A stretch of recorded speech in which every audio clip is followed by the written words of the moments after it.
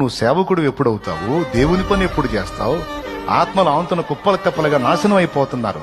త్రాగుడు, వ్యభిచారం, దొంగతనం, నరహత్య, మాంత్రిక విద్య, విగ్రహారాధన, గంజాయి, హెరాయిన్, డ్రగ్స్, మత్తు పదార్థాలు, మాదక ద్రవ్యాలు, దారుణమైన పాపాల్లో, మత ఉన్మాదాల్లో జీవితాలు నాశనం చేసుకుని నరకానికి ప్రయాణం అవుతున్నారు. నీకు బాధ్యత లేదు. నువ్వు మాత్రం ఆదివారం కూటమికి వస్తున్నావు, చక్కగా లేచి వెళ్ళిపోతున్నావు, 4 మొక్కలు వింటున్నావు, హల్లెలూయా అనుకుంటున్నావు, మామ అనుకుంటున్నావు, పోతున్నావు. ఎప్పుడయ్యా నువ్వు సేవకు వచ్చేది? ఎప్పుడు? నీ బతుకంతా వింటానే ఉంటావా? నీ బతుకంతా ఇక అదే సిట్టింగా? ఏమనుకోవద్దు, నీ జీవితం అంతా అదే సిట్టింగా?